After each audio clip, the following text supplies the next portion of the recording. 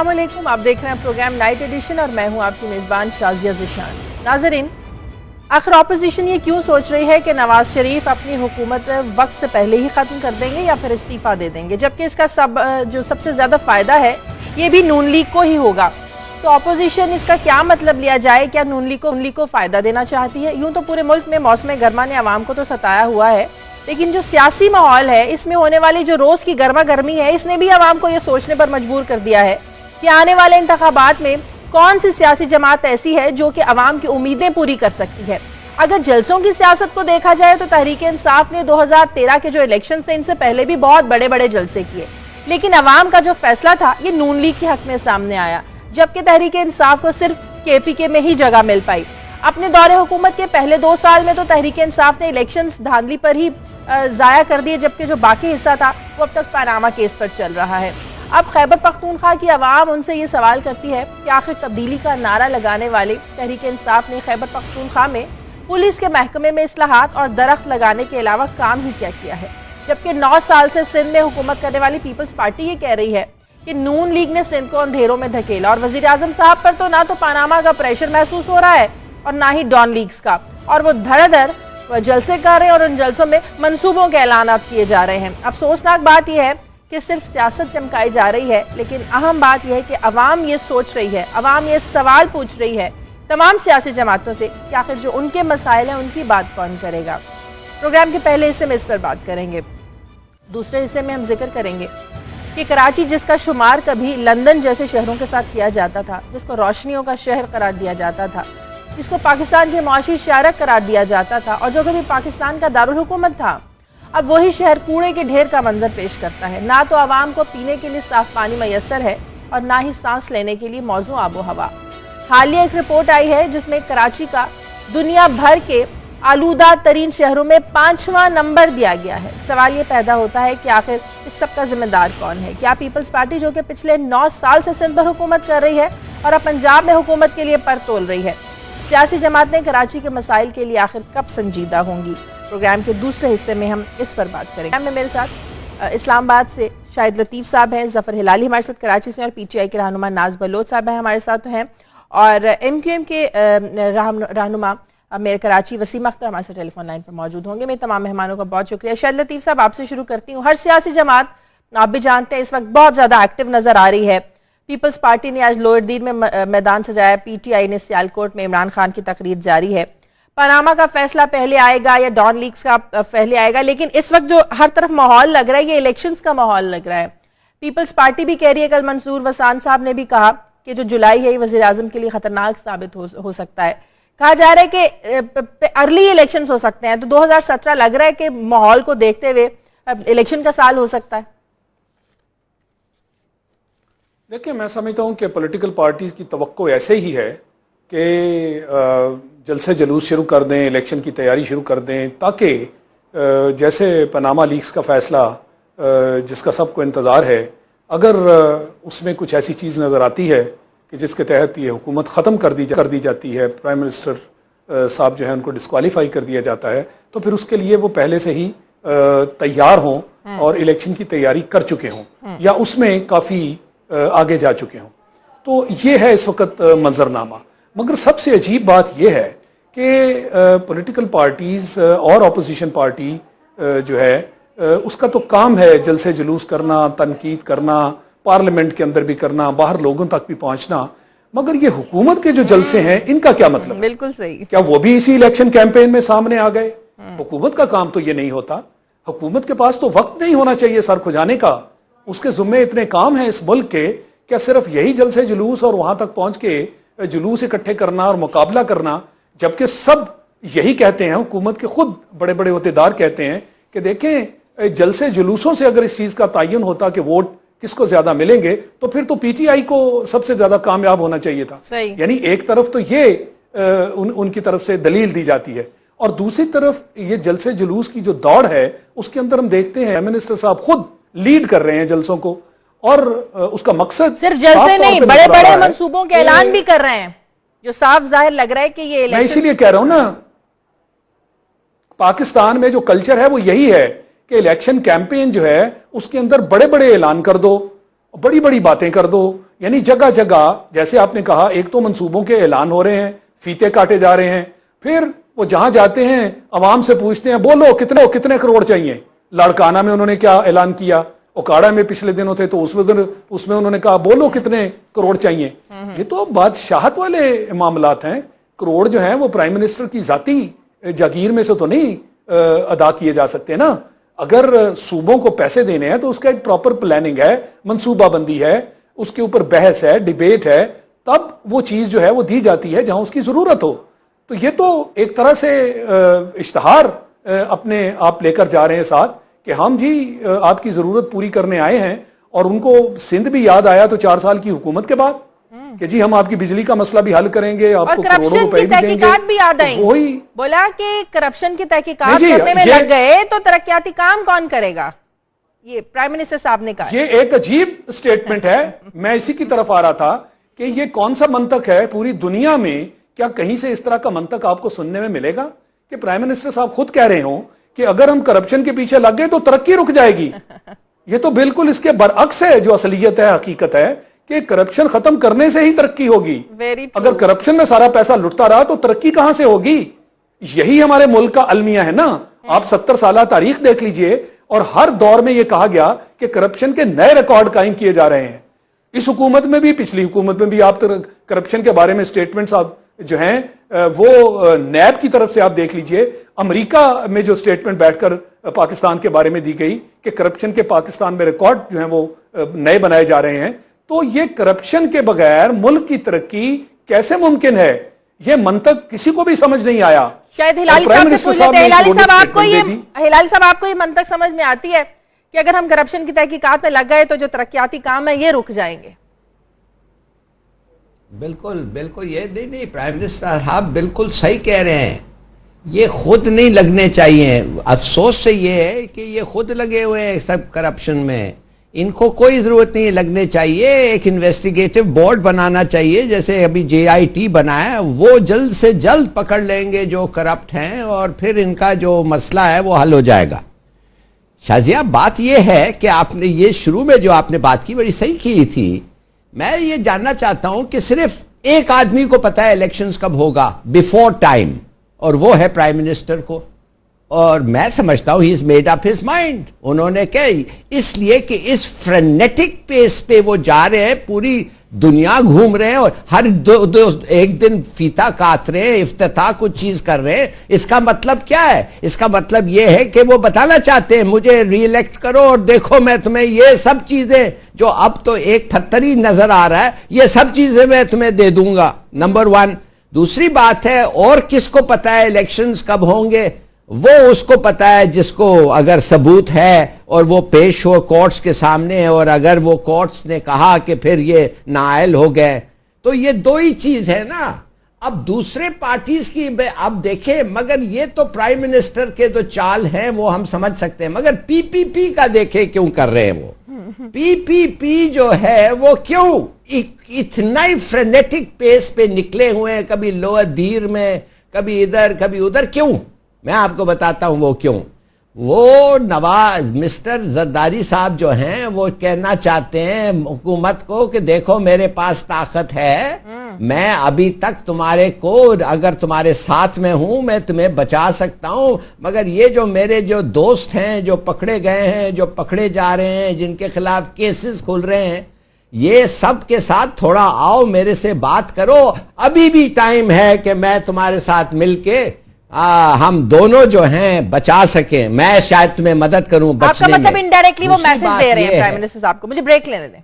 बिल्कुल, और प्रेशर भी सही। ब्रेक के बाद जब वापस आएंगे तो बात करेंगे कि तमाम सियासी जमातें जलसों पर जलसे तो कर रहे हैं, लेकिन इंतखाबी इस्लाहात की बात कोई नहीं कर रहा। तो क्या समझा जाए कि 2018 में होने वाले जो इंतखाबात हैं वो इंतखाबी इस्लाहात के बगैर ही हो जाएंगे और फिर रोना रोया जाएगा इलेक्शन में होने वाली धांधली का। एक छोटे से वक्त के बाद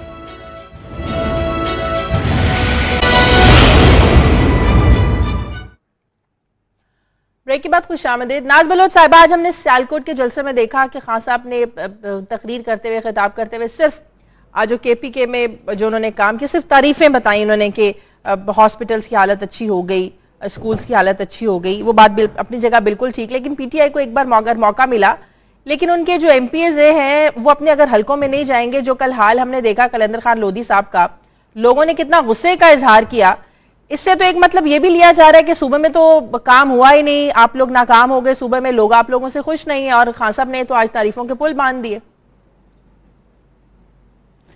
बिस्मिल्लाहिर्रहमानिर्रहीम। देखिए, पहली बात तो ये है कि तब्दीली की इब्तिदा पाकिस्तान तहरीक इंसाफ ने जो इलेक्शंस में आपने देखा कि 2013 के इंतखाबात के नतीजे में केपीके में जो पाकिस्तान तहरीक इंसाफ के नुमाइंदगान असम्बलियों तक पहुंचे हैं, उनमें से 80% लोग वो हैं जो पहली दफ़ा असम्बली में आए हैं, यानी कि नए लोगों को मौका दिया गया, ग्रास रूट से नए लोगों को, वर्कर्स को मौका दिया गया और नए चेहरे मुतारफ कराए गए असम्बली में।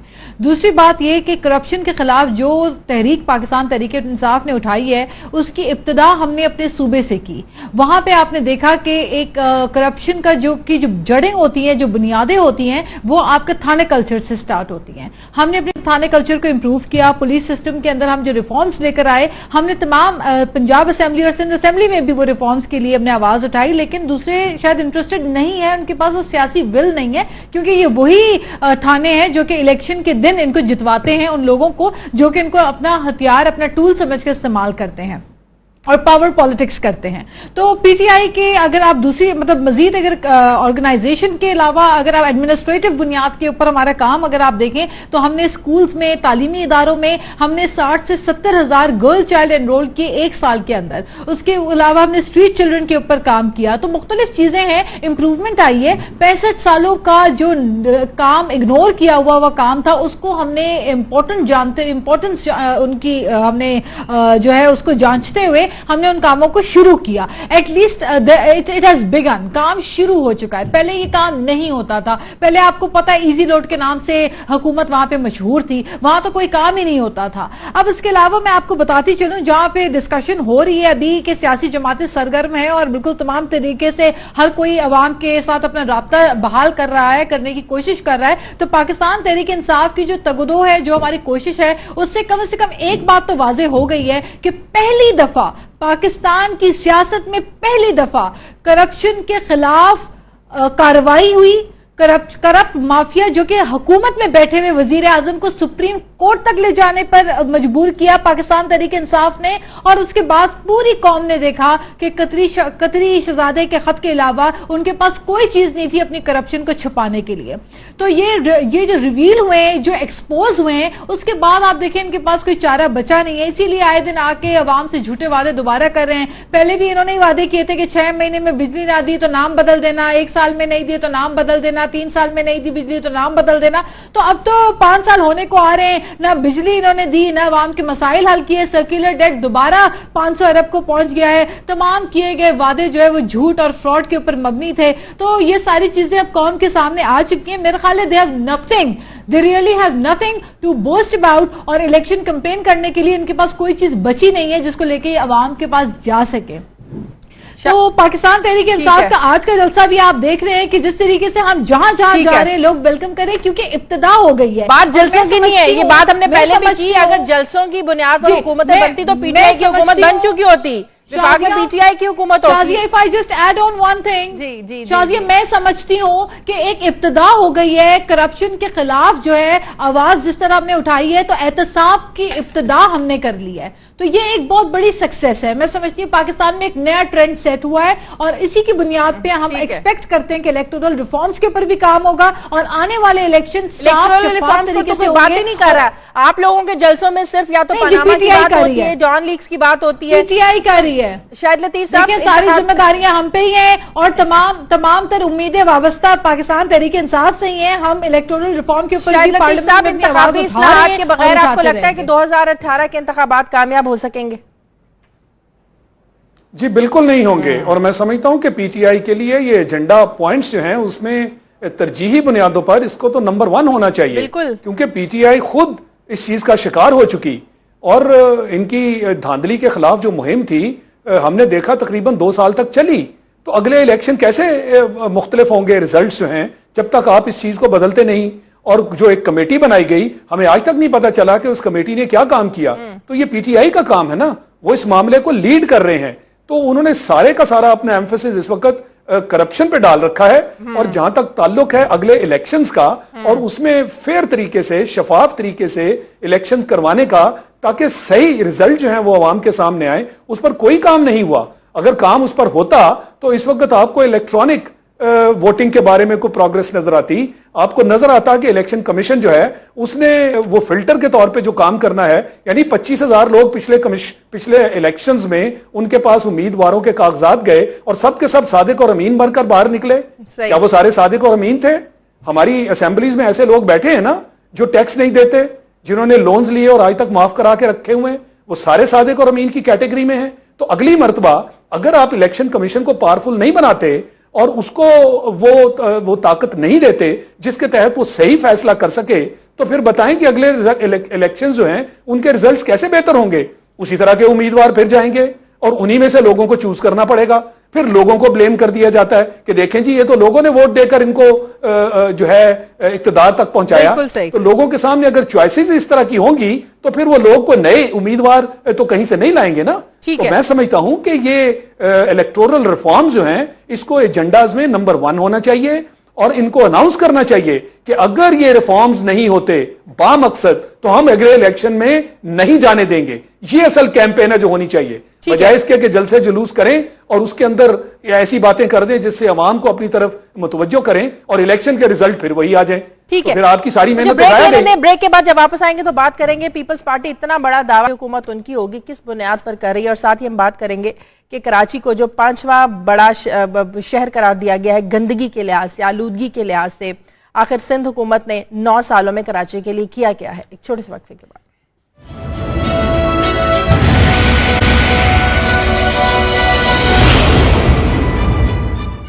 ब्रेक के बाद खुशामदीद। हिलाली साहब, ये पीपल्स पार्टी इतना बड़ा दावा कि अगली हुकूमत इनकी होगी किस बुनियाद पर कर रही है? कराची ये पिछले 9 सालों में साफ कर नहीं सके, अंदरूनी सिंध की हालत बयान करने के काबिल नहीं है, करप्शन की कहानियां, डॉक्टर आसिम वो एक अलग किस्सा, इसके बावजूद इनको वोट मिल जाना, ये बात कुछ समझ से बाहर है। ये ज्यादातर ये जो आजकल कह रहे हैं समझ से बाहर है शाजिया, और हमें मेरे ख्याल में कोशिश भी नहीं करना चाहिए कि इनकी बात समझें। मगर एक चीज को मानना पड़ेगा जरूर कि सिंध में अनफॉर्चुनेटली वो सही कह रहे हैं शाजिया, सिंध में इधर और कोई है ही नहीं। पीटीआई तो वो 1.5 महीने के बाद एक दफे आते हैं, फेरा मार के चले जाते हैं, आपको पता है। और वो जो PMLN है वो तो खैर दे हैव फॉरसेकन सिंध और वो उनका कंसंट्रेशन है पंजाब पे। अनफॉर्चुनेटली देखिए ये बड़े कॉन्फिडेंट हो गए हैं सिंध में, और अनफॉर्चुनेटली सही है जितने इनके पास क्या कहते हैं एसेट्स हैं सिंध में और पैसे, और जरदारी साहब तो एक जबरदस्त उनकी फिलॉसफी है ना कि हर आदमी का कीमत है और वो कीमत मैं अदा करने के लिए तैयार हूं। कोई उनको सिंध में अगर इधर ठीक ठाक चैलेंज ना हो, PPP will win in Sindh, इसलिए उनका कॉन्फिडेंस आ रहा है, इसलिए हम वो देख रहे हैं कि वो प्रेशराइज कर रहे हैं पाकिस्तान मुहाजिर कौमी मूवमेंट और पाक सरजमीन पार्टी एक हो जाए, ये तज्जिए दिए जा रहे हैं, तो पीपल्स पार्टी के लिए 3 सीटें भी निकालना मुश्किल हो जाएगा अगर 3 पार्टियां मिल जाती हैं। कराची में मुहाजिर कौमी मूवमेंट और MQM तो एक होने वाले हैं। आफाक अहमद ने कुछ दिन पहले ये प्रेस कॉन्फ्रेंस में बात वाज़ेह की है। होगा अगर हो जाए अच्छी बात है, मगर कराची में सीट्स ले जाएंगे, मगर और क्या, इंटीरियर में तो सवाल ही नहीं पैदा होता है, और इंटीरियर में उनको बहुत काम करना पड़ेगा। तो ये सिचुएशन है इस वक्त कराची का। अफसोस से ये कहना चाहता है हमारा दूसरा जो टॉपिक है कराची, और जिसके बारे में आपने जिक्र किया, अगर कराची का एक अपना गवर्नर होता, 20 मिलियन पीपल को कम से कम अपना एडमिनिस्ट्रेशन और एक गवर्नर तो दे दे भाई, रखे दारू खिलाफा सिंध के। हम नहीं कहते हैं कि Karachi should not be part of Sindh, मगर उसकी एडमिनिस्ट्रेशन को थोड़ा सा अलग करें कि हम फिर ये जहरीला पानी और ये जो जहरीला हवा, everything in Karachi is bad. Can you imagine, माने कि लोग कहते हैं 5वां most dirty city in the world. बिल्कुल। और देखिए साउथ एशिया का, क्या हम गंदे लोग हैं? सोसाइटी हमारी क्लीन नहीं है शाजिया। आउट 20 मुल्कों में से 13 तो हिंदुस्तानी है। Dirty cities in the world, पहले 20 में 13 हिंदुस्तानी है, हमारे 3 है उधर, कराची, पिंडी और पिशावर।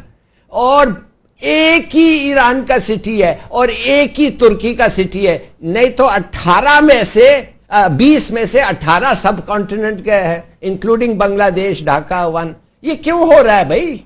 आप क्या, what kind of a people you are? क्या हम इतने गंदे लोग हैं? हमारे को सेंस ऑफ सिविक हाइजीन तो है नहीं। अपना घर साफ करो, सब कूड़ा बाहर फेंक दो।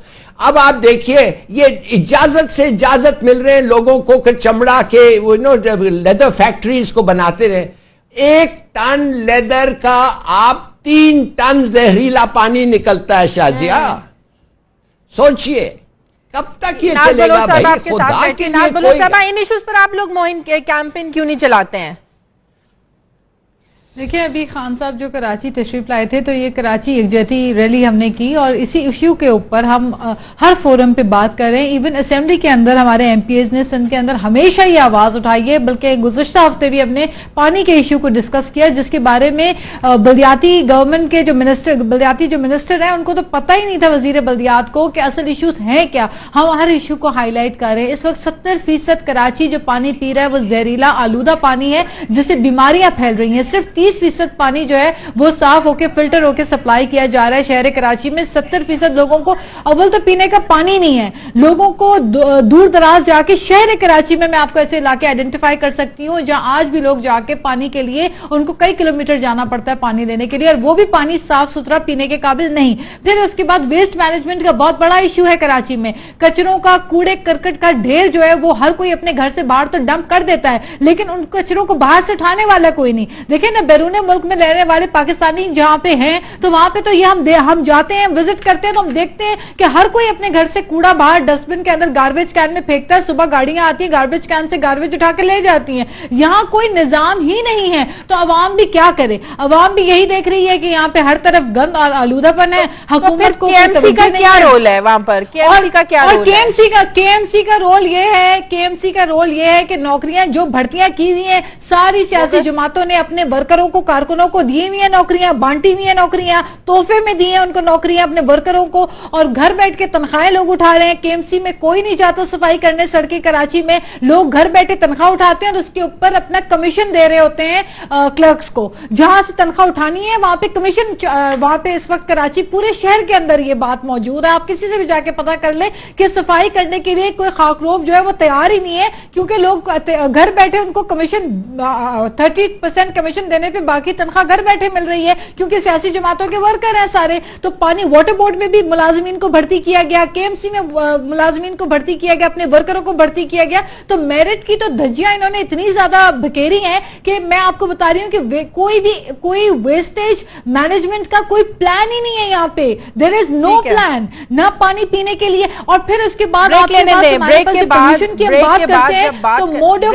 बाद हम बात करेंगे कि ऐसे ही मसाइल के लिए जो हमारे बल्दियाती नुमाइंदे होते हैं उनका काम होता है, ये काम, इस तरह के काम करना, लोगों के मसाइल हल करना। तो फिर बल्दियाती जो नुमाइंदे हैं उनका क्या फायदा? और दूसरी बात ये कि हर सियासी जमात जो है वो जो कराची के मसाइल है उनको हाईलाइट करती है। हर कोई मसाइल बताता तो है, लेकिन कराची के मसाइल का हल आखिर है किसके पास?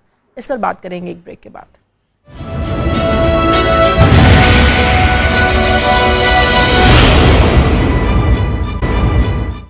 ब्रेक के बाद खुशामदीद। शाहिद लतीफ साहब, कराची की आलूदगी और गंदगी की एक बड़ी वजह यह है, जब मैं कराची जाती हूँ तो देखती हूँ कि जगह जगह सड़कों की तामीर और मुरम्मत का जो काम है वो खुदाई करके अधूरा छोड़ा गया है, जिसकी वजह से ट्रैफिक तो वहाँ जो आमदोरफ्त है वो तो मुअत्तल होती है, लेकिन उसकी वजह आलूदगी और वो गंदगी भी बनती है। बात यह है कि जिससे ये बात समझ में आती है कि जरदारी साहब लगता है अब तरक्याती सियासत वहां पर करेंगे ताकि आम इंतखाबात से पहले लोगों के ये जो तरक्याती प्रोजेक्ट्स हैं इनको मुकम्मल करें, लोग नई सड़कों पर सफर करें और आने वाले इंतखाबात में उनको वोट देने का सोचें। देखिए, ये सब के सब वक्ती नारे हैं ना, और अगर वक्ती तौर पर आप लोगों के चंद मसाइल हल करते हैं तो जब तक आप उसका बुनियादी ढांचा जिसका ताल्लुक इंतजामिया से है, और वो है बल्दियाती निज़ाम जिसका शायद आपने भी जिक्र किया ये ब्रेक से पहले, तो ये तो एक आजमाई हुई चीज है, पूरी दुनिया में है।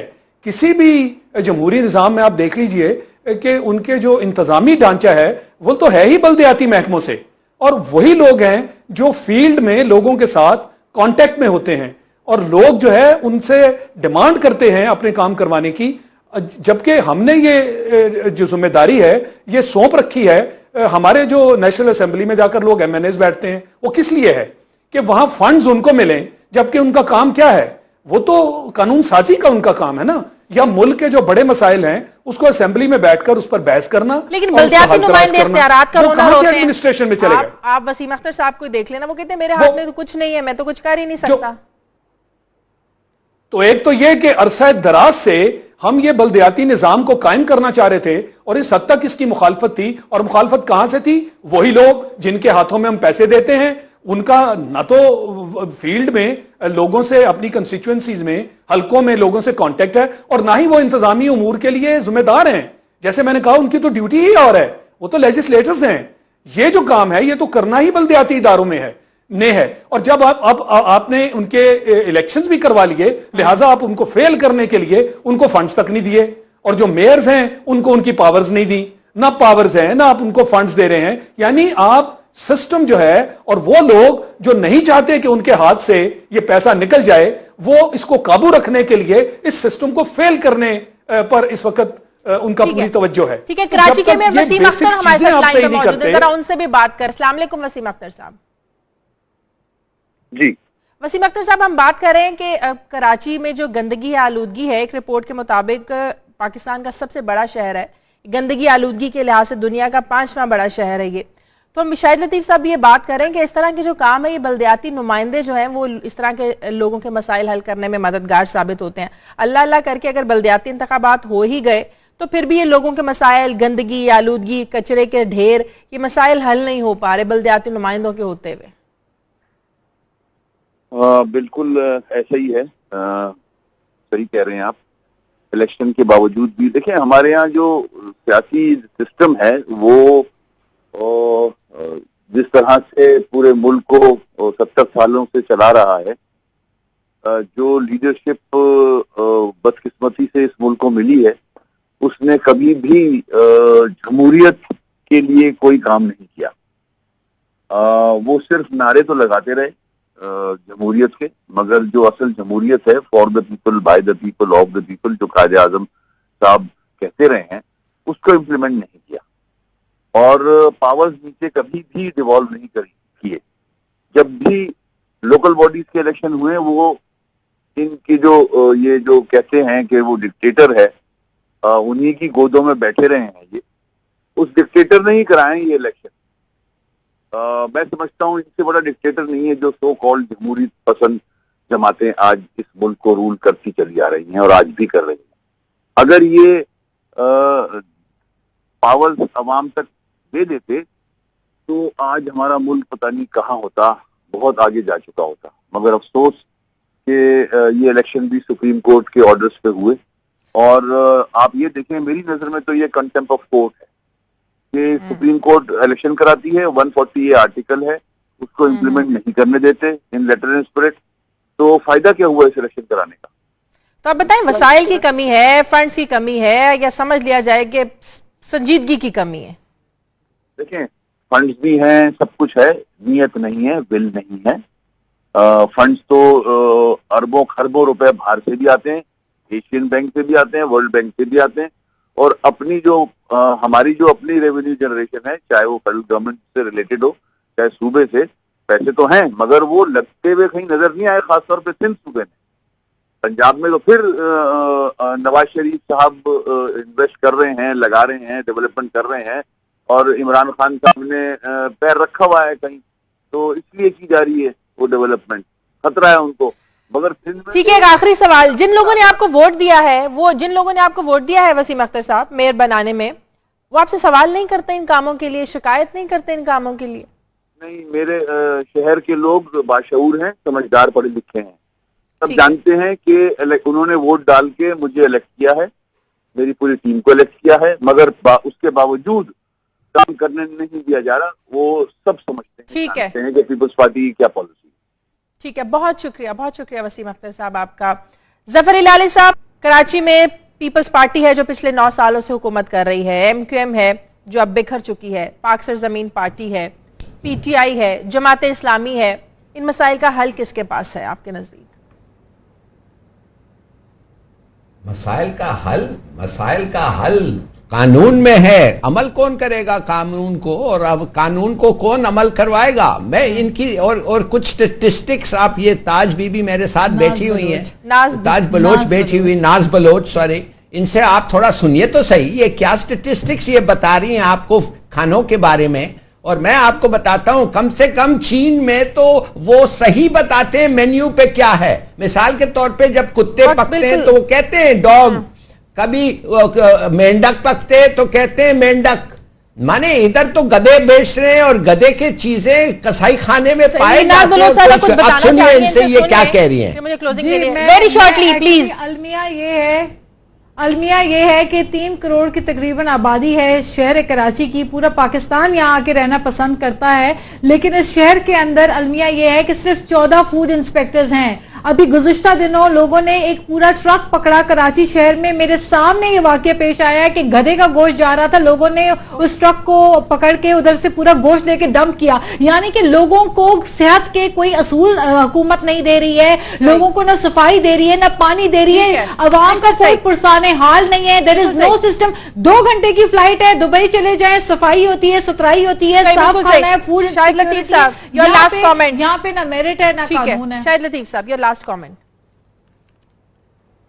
जी, मैं समझता हूं कि जब तक आप अपने सिस्टम जो हैं उनको राइज नहीं करते, और अगर हमने बड़े अरसे बाद इतनी सारी ऑपोजिशन करते हुए सालों बाद अगर ये बल्दियाती निज़ाम जो है उसकी सिलेक्शन उसको हमने सेलेक्ट कर ही लिया, तो अब जैसे मैंने कहा उसको पावर्स नहीं देंगे तो ये काम कभी भी नहीं होगा। जो जिसका को करने दें और जो नहीं करता उस पर कानून जो है उसको लागू करें।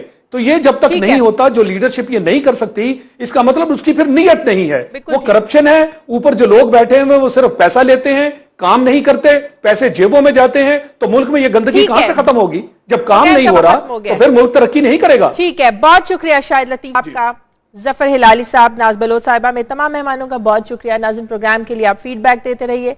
नाइट एडिशन से शाज़िया ज़िशान को इजाजत दीजिए। अल्लाह हाफिज।